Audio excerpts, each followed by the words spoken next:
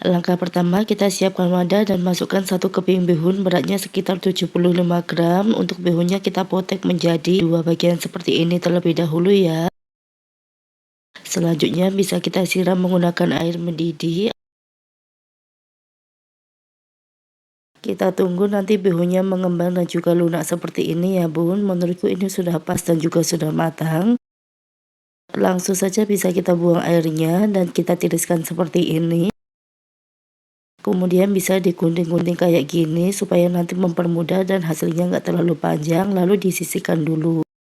Kemudian siapkan wadah yang cukup besar, masukkan tahu putih sebanyak 500 gram, ini aku beli sekitar 2 bungkus. Lalu untuk tahunya akan kita haluskan seperti ini. Kalau nggak ada alat kayak aku bisa juga pakai ulekan ataupun pakai garpu ya bun, jadi opsional aja. Oke, setelah tahunya kita haluskan, kemudian ini alatnya aku sisihkan dulu. Lalu masukkan 2 butir telur, ini gunanya untuk bahan perakatnya ya bun. Selanjutnya bisa kita aduk hingga tercampur rata seperti ini. Di sini aku mengaduknya pakai bantuan centong nasi gitu. Bisa juga pakai sendok ya. Oke, ini sudah tercampur rata. Kemudian kita masukkan bihun yang sudah kita rendam sebelumnya ya. Masukkan juga 100 gram wortel yang sudah diparut atau bisa juga dipotong dadu. Masukkan 2 buah sosis yang sudah dipotong dadu. Masukkan 2 batang daun bawang yang sudah dipotong kecil-kecil seperti ini dan kita masukkan 50 gram tepung terigu. Masukkan garam, ini aku sebanyak setengah sendok teh, lada bubuk 1/4 sendok teh, dan kaldu bubuk ini aku pakai 1 bungkus ya bun. Terakhir kita masukkan bawang putih bubuk, aku pakai 1 sachet, bisa juga kalau mau diganti bawang putih segar. Jadi untuk bawang putihnya kalian haluskan ya. Oke, semua bahannya sudah masuk nih, selanjutnya bisa kita aduk hingga tercampur rata seperti ini.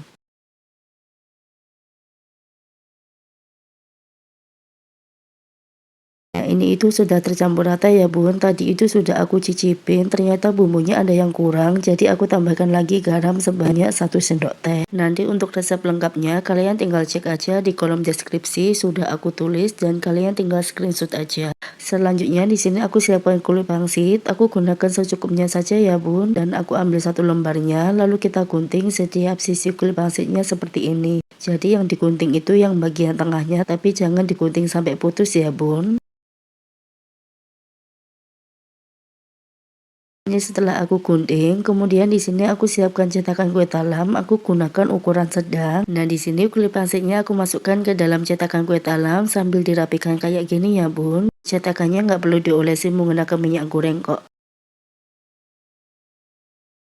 Lalu kita masukkan bahan isian yang sudah dibuat tadi. Ini aku ambil kurang lebih 1 sendok makan atau secukupnya saja, bisa kalian kira-kira ya. Ini aku beri lubang bagian tengahnya sedikit dan aku isi menggunakan telur puyuh. Kemudian kita rapikan seperti ini supaya nanti telurnya itu nggak mudah keluar ya. Untuk toppingnya itu bebas aja, bisa juga kalau mau diganti bakso ataupun sosis, opsional ya bu. Kita lakukan tahap ini sampai selesai.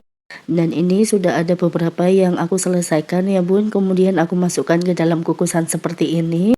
Setelah itu akan aku kukus di air yang sudah mendidih. Dan untuk mengukusnya ini nggak perlu terlalu lama, kukus selama kurang lebih 20 menit aja atau hingga sampai matang.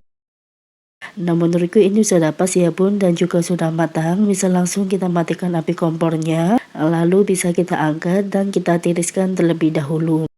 Nah, ini setelah selesai aku kukus ya bun, kemudian kita ambil dan kita keluarkan aja seperti ini, tenang aja nggak akan lengket sama sekali kok. Oke, setelah kita keluarkan kayak gini bisa banget kalau mau disimpan di kulkas dulu atau biarkan dingin.